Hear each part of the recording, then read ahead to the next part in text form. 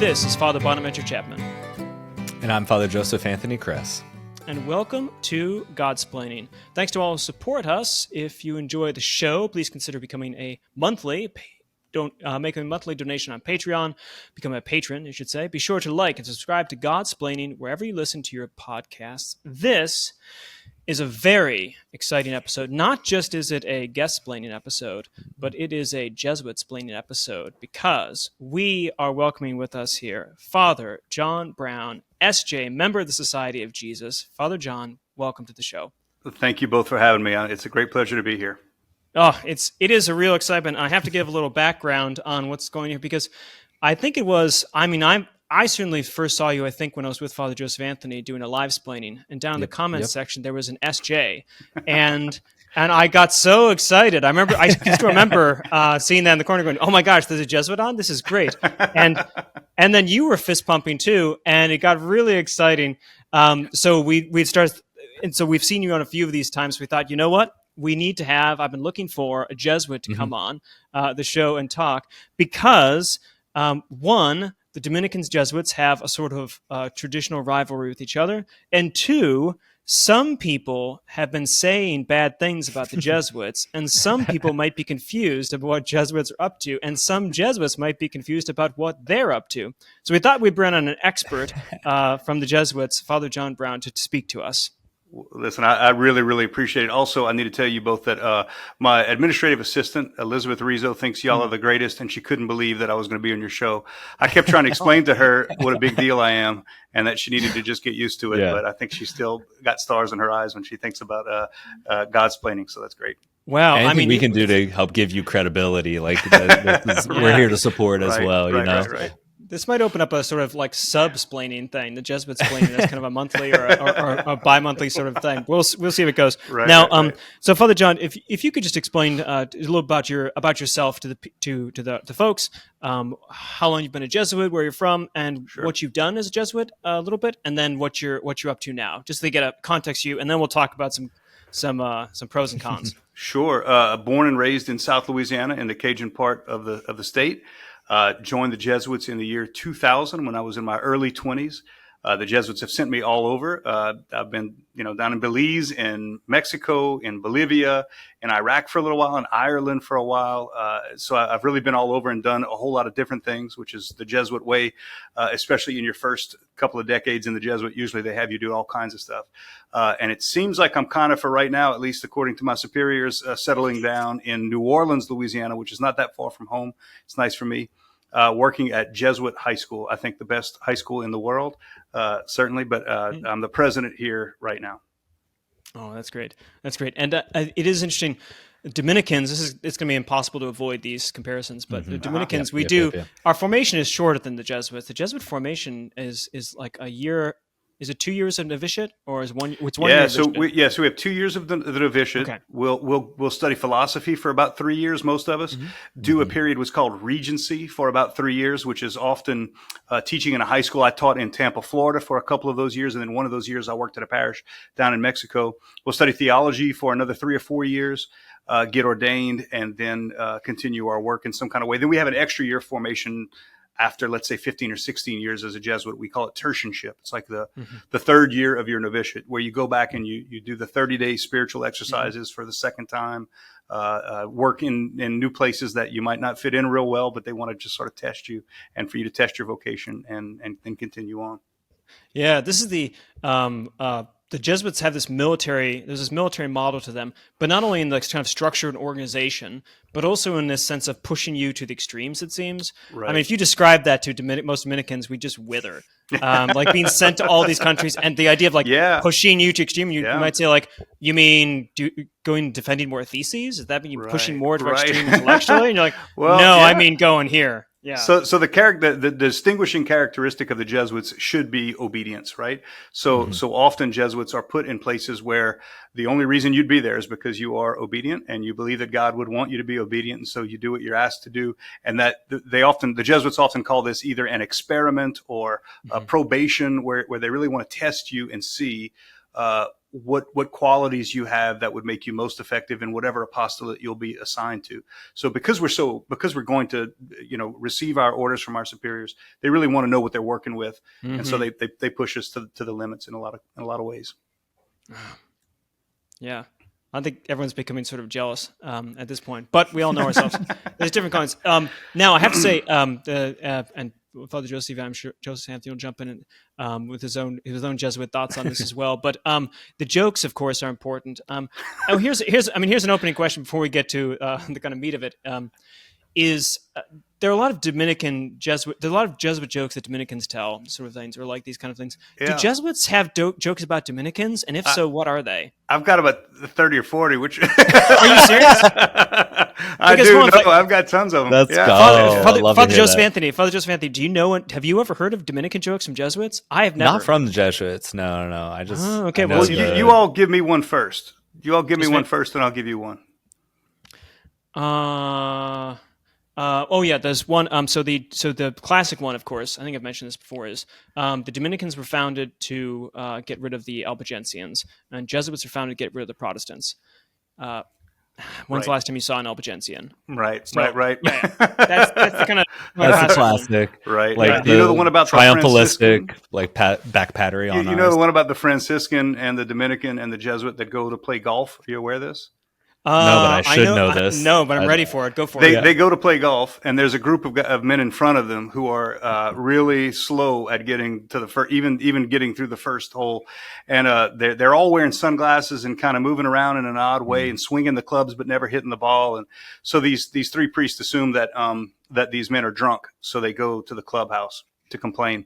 And when they get a hold of the golf course owner, they say, "Listen, there's these guys out there. They're not doing a great job. I don't understand why you would allow this to happen." And the owner says, "Listen, fellas, I thought you would understand. This is my act of charity to the poor. I let the blind come and play golf on this day of the month."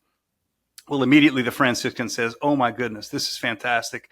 God loves the lame. God loves the poor. God loves the blind. I'm going to write a song about this on my guitar." And the Dominican says, "This is wonderful. Having been robbed of one of their senses, they can still experience God through their other senses. I think this is wonderful. I'm going to write an 1.5-hour homily on this." And the Jesuit says, "Why don't you just make them play at night?" Oh my gosh, that's so good. Oh, that's so good. That is so good. Yeah, that's good. That's classic Jesuit. Man, wise as serpents. I love it. Yeah, that is great. That is great because I've always felt there's a rivalry that goes back to, of course, the 16th century, the De Auxiliis controversy between Jesuits and Dominicans. That was never, the Pope basically at some point said, as far as I can tell, stop arguing with each other. You're both more or less right, even though it's hard to believe that both could be right philosophically. Right. Well, I'm pretty sure the Dominicans put Saint Ignatius in jail at some point as the Inquisition. Well, here's the right. Here's the two. I mean, there's two. Oh, it's all forgiven, but I'm just saying it it's not. Well, yeah. If you read, oh no, it definitely happened. I mean, if you read his autobiography, the Dominican. If you go to his autobiography and you look up Dominicans and find him there, they're always the Inquisitors like asking him, "Hey, why don't you come to the house and we'll just talk to you for a bit?" And then it's in.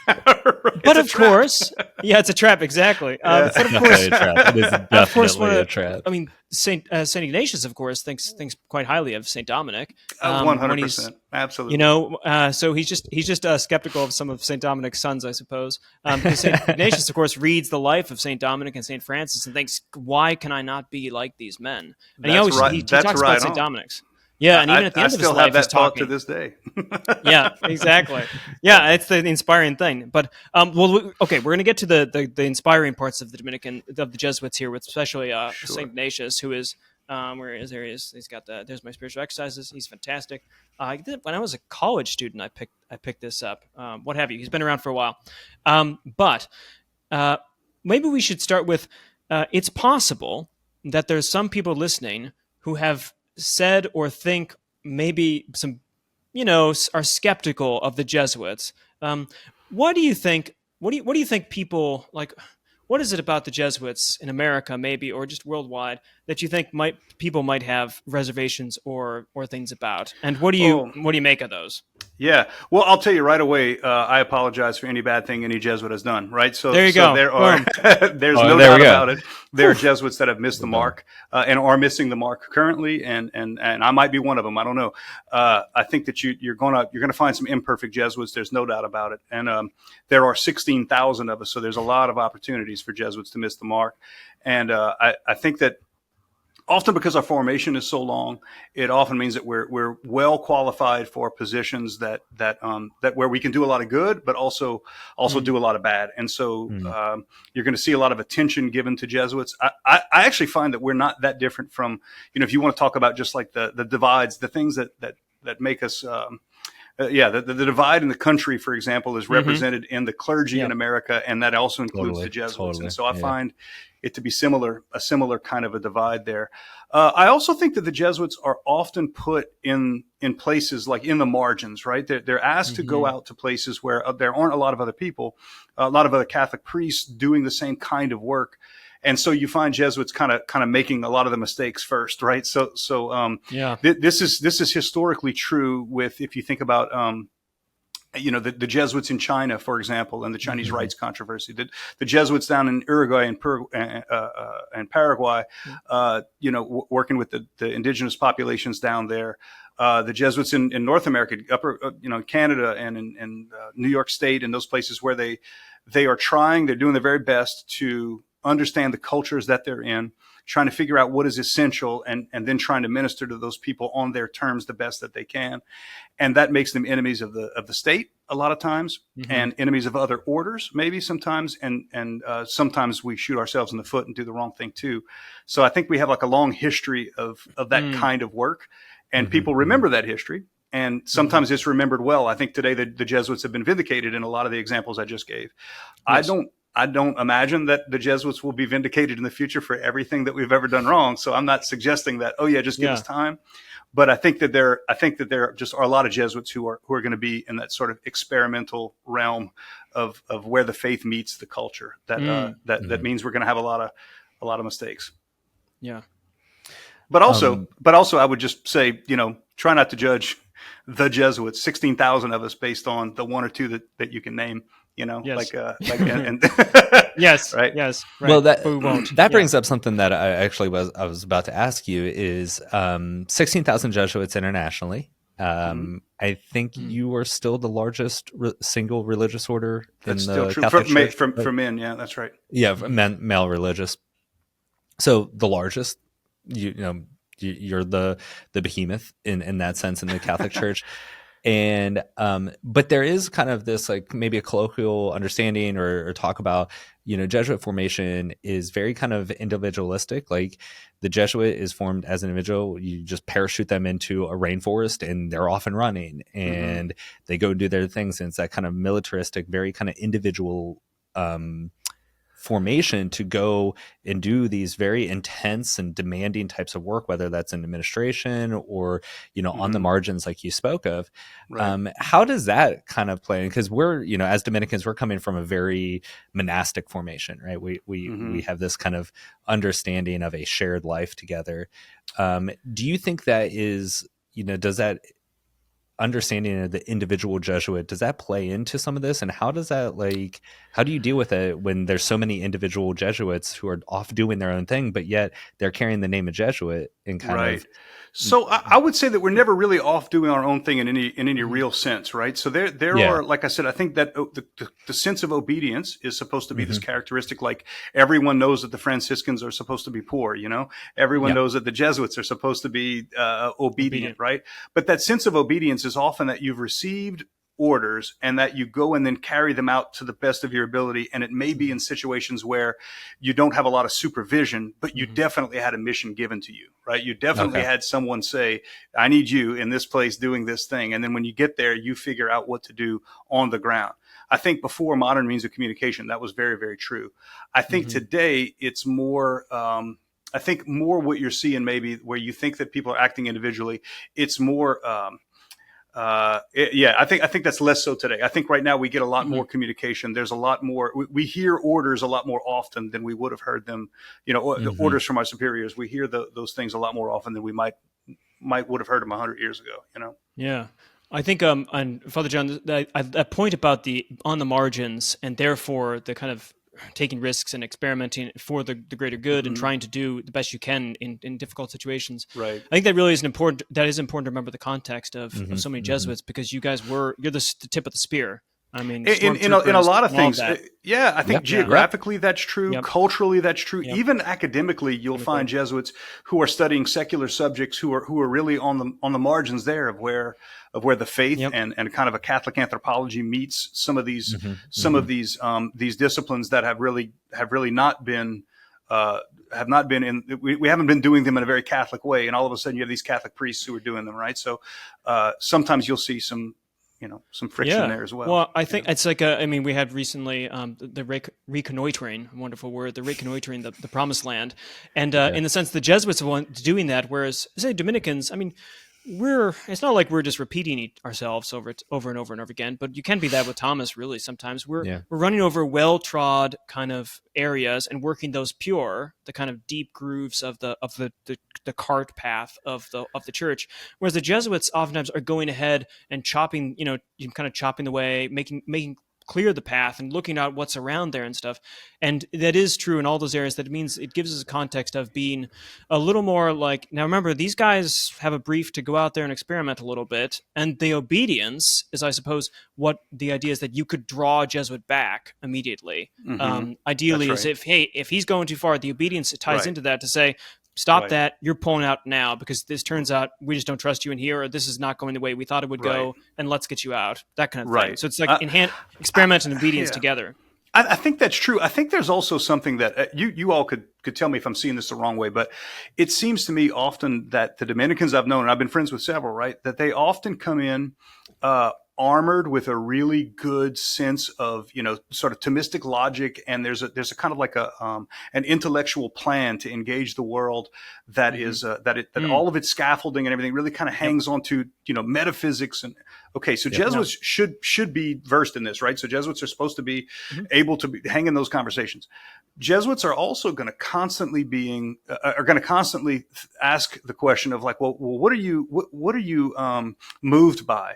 Like, are you like, we're going to engage a person's like emotions. And a lot of times when someone asks us a question, our answer isn't going to be, well, here's what Thomas says. Our answer might be something more along the lines of, well, why would you ask that question?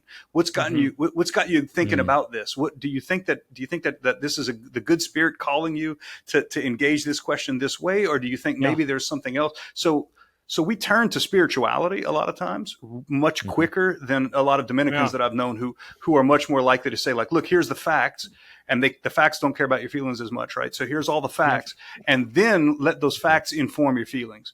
Whereas the Jesuits almost kind of like saying, let's explore your feelings first, and then not to let go of the facts, not to ever let go of good, solid theology, but we might engage people just a little bit more quickly on that psychological level, Yeah, I think it's kind of like the Dominicans are more like logicians or mathematicians that have a priori structure frameworks and that are going out to apply them to things, whereas Jesuits are more like the natural scientist, investigatory, induction, kind of go out and see what's out there and let that inform and see what. So it has to be both ways, of course. Sure. But yeah, sure. the two emphases. That seems fair. That sounds right.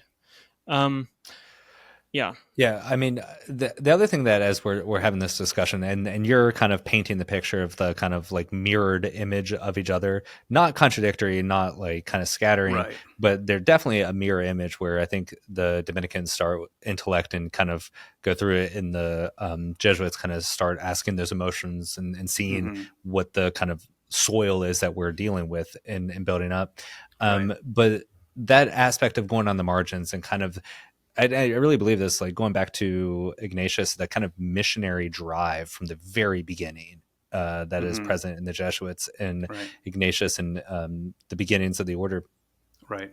But I think at least contemporary, my experience with the Jesuits has always been associated with some major institutions. And so the institutions of colleges and high schools, I mean, you yourself are president of a high school, and I hear the stories of the Jesuits that went on mission to all these great, to the ends of the earth and things. And I think you've experienced that yourself going there. But at least in the contemporary America, the vast majority of my experience or encounters with the Jesuits has been in an institutional way.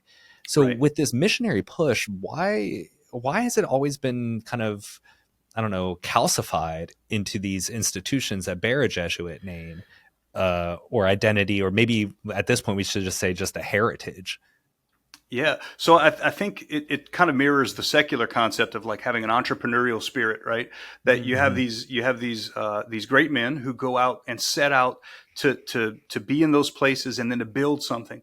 Well, once you start building something, you have something, and then it becomes, how do we build it bigger, right? If you can't build something new, then let's at least take what we have and build it bigger. And so we wind up with these sort of real big, long, old institutions. I'm the president of a high school that's 175 years old.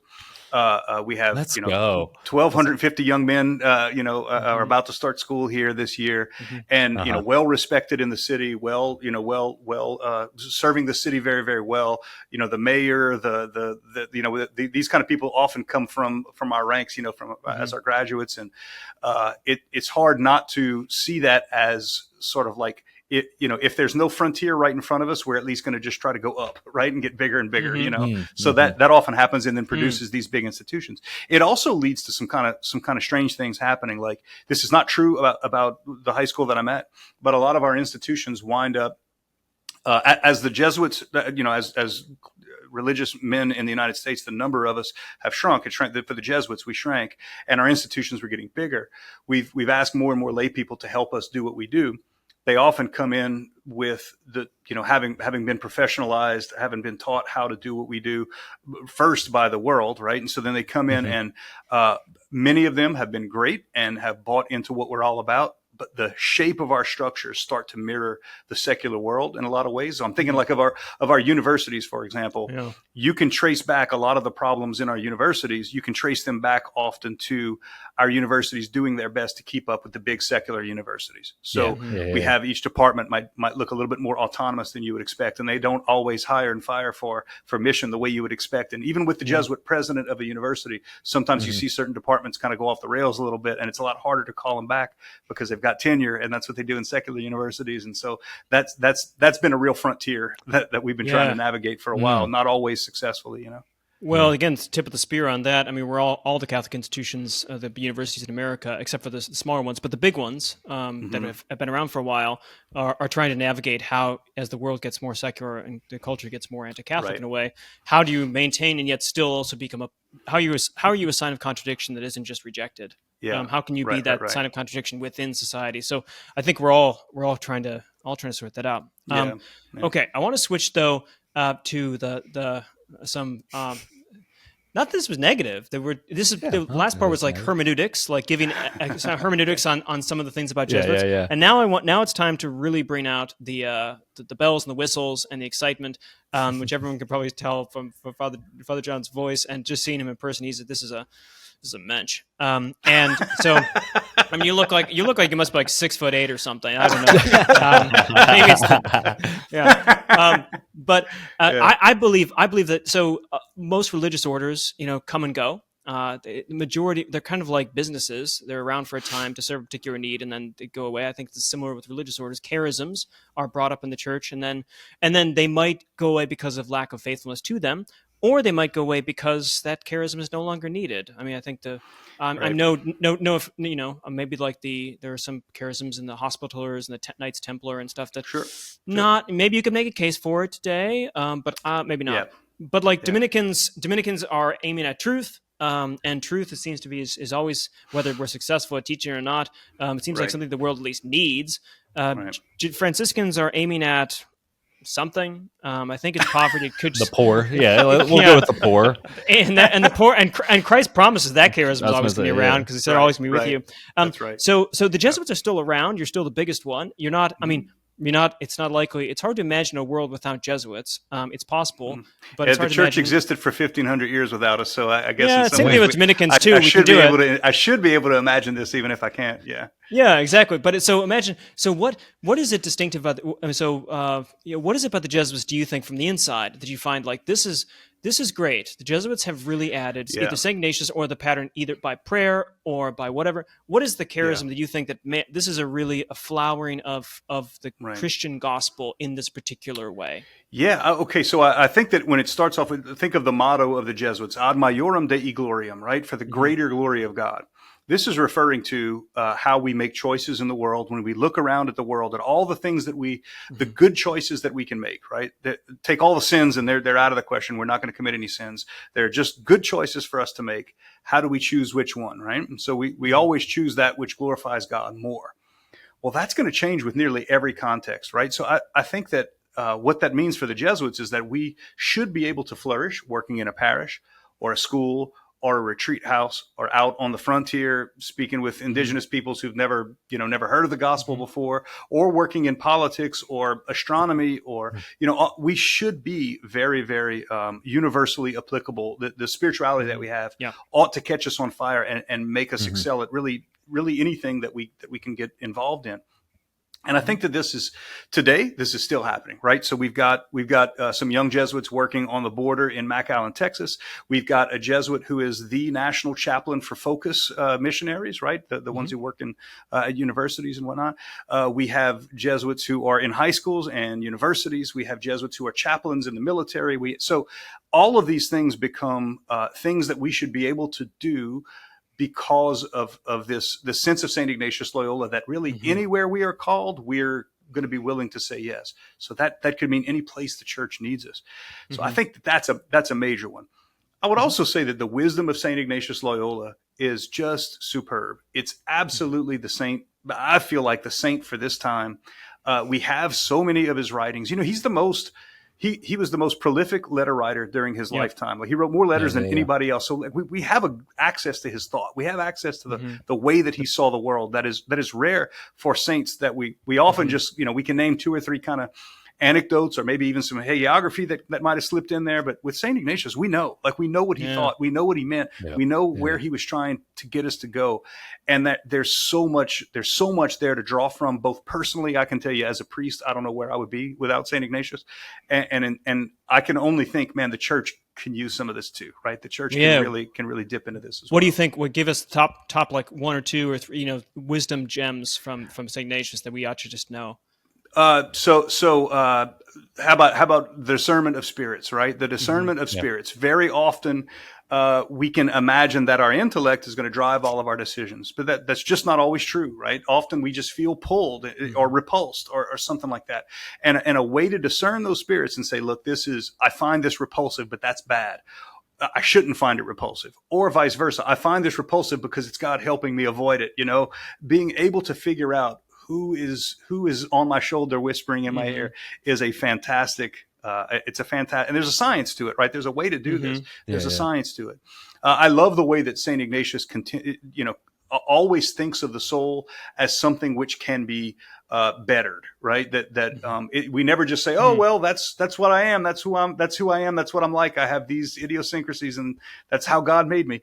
St. Ignatius is always teaching us that, no, you can be better than you are, right? God is calling you to something greater. God's calling you to something better. And he's calling you to bring all of your talents, all of your abilities to the task.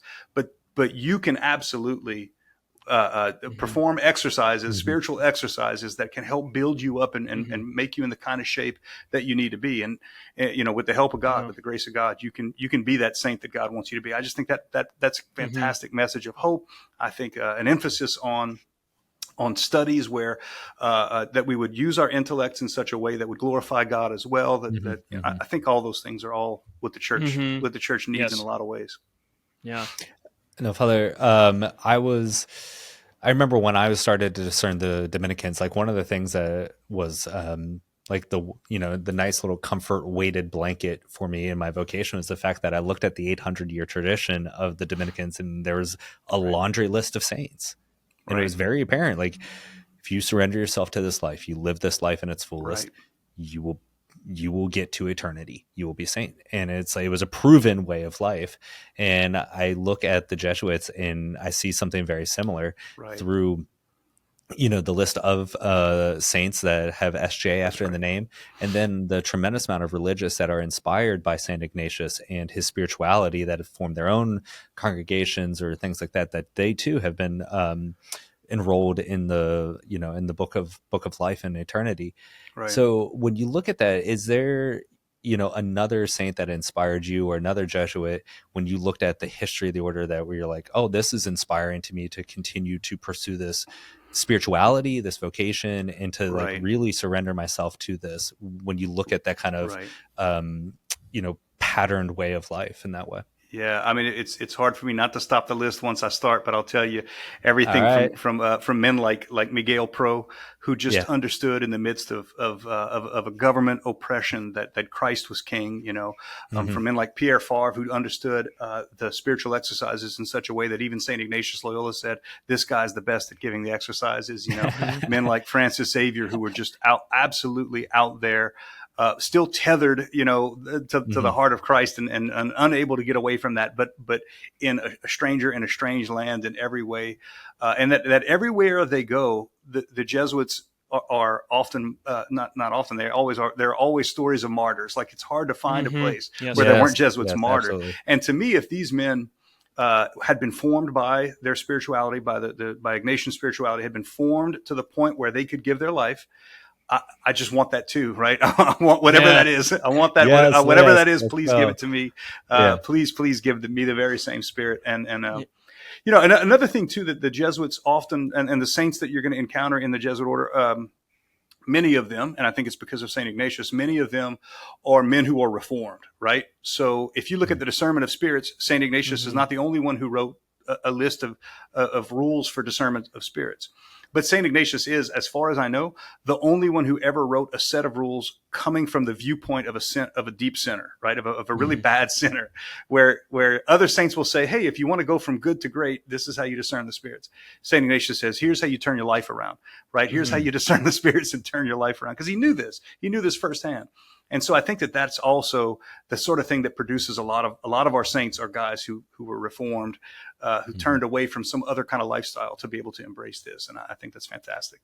That's a really good point. The rule, because in discernment of spirits, rule 1 and rule 2 for Ignatius are the flip. Rule 1 is going from when you're a sinner and being called by God, and then rule 2 is what happens once you're in line with God and you still have sins with you, and that takes you for the rest of it. That's entirely true. And there's the martyr thing. That is, we've got a lot of Dominican martyrs too, but not during the Reformation as much, for instance. I mean, you guys just went out and threw your bodies at the Protestants. And I mean, like in England, for instance, it's a great tragedy in a way that, and it's still quite baffling that there are no Dominican, as far as I know, there are no Dominican martyrs during the Reformation in England, even though there were plenty of Dominicans around, and yet there were plenty of Edmund Campion. We got plenty of Jesuits. You guys, if martyrdom is the closest confirmation to Christ, the crucified one, then the Jesuit order in some ways is this truly the society of Jesus, his companions on the cross, not just like, beautiful. The thing that's gorgeous. Give yourself some credit. A lot of time the Jesuits were martyred for espousing theology that they had learned from Dominicans. So give yourself some credit. Yeah, exactly. That's exactly right. No, St. Ignatius always says, we're going to learn the Thomistic system and stuff. And I love the annotation that says, now on the predestination point, don't get into too much fights. Just don't don't talk about too much. It's really people don't get it. Just stick to it.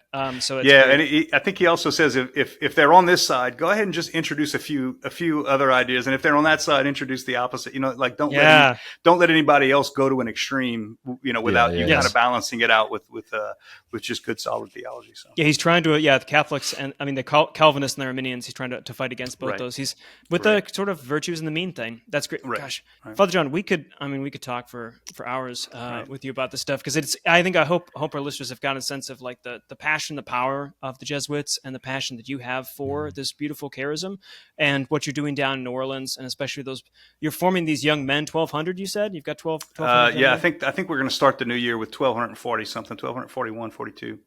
And you're going to give them this. It's something of this Jesuit charism, and hopefully, God willing, and through God's grace, that some of them will also join the ranks of the Jesuits. I'm sure your school has plenty of Amen. of Jesuits there, We and do. I love the optimism of the kind of the Mm-hmm. individual soul that you can always do better. For the greater glory of God, He's greater than all things, and you can be a little greater yourself as you closer to Him in crucifixion with Christ and That's obedience. exactly right. That's great. Yeah. That's beautiful. So, before we go though, is there if there was one recommendation, but for our listeners, if you're going to look at the Jesuits, the personal writings of Ignatius, I know there's a Penguin edition of that, or what would you recommend people just get a touch of this? Study any Jesuit saint, and you're going to see what it looks like in action. Right? There's a great book called "He Leadeth Me" by servant of God, Father Walter Chiswick, Yep. right? Who was imprisoned by the Russians for a while in the Gulag. That's a great book to read to kind of get a sense of the Jesuit way of looking at life, maybe something a little bit more current. But any of the lives of the Jesuit saints, and if you just kind of want to be in the practice of the things that the Jesuits do in terms of our spirituality, the apostleship of prayer, which I think is called like the Pope's Worldwide Prayer Network now, but the apostleship of prayer is what most of us are used to thinking about. Okay. It's still run by the Jesuits. I have a very humble YouTube page, Father John Brown SJ. So you feel free to watch any of those videos. So I'm sort of evolving my style. So you may like some and not others, but go for it anyway. But I think those are great places to start. Okay, that's good. Well, you're at the tip of the spear too, so I appreciate that, you Jesuits. This is good. Well, thanks, Father John. Thank you for being on here. Just so exciting to have a son of Ignatius talking to sons of Saint Dominic. Thank you all very much. I really appreciate it. We'll turn now to our viewers. Thanks again to all of our supporters, Patreon supporters especially. If you'd like to tithe to our work, check us out at patreon.com /Godsplaining. Follow us on Facebook. I think Twitter is now called X. Instagram, or any of those kind of social media things. Subscribe, leave a 5-star review. Head over to Father John's page and leave 5-star reviews and comments there too. Visit godsplaining.org to shop our merchandise and get dates and information for upcoming Godsplaining events. I think we've got in November 3rd through 5th, we've got the young adults retreat dealing with truth and tolerance, and Cardinal Ratzinger's book, and perhaps we'll do one on Ignatius and some sort of Ignatian spirituality in the future. So put in the comments if you want that. In the meantime, though, we will be praying for you. Please pray for us, and we'll catch you next time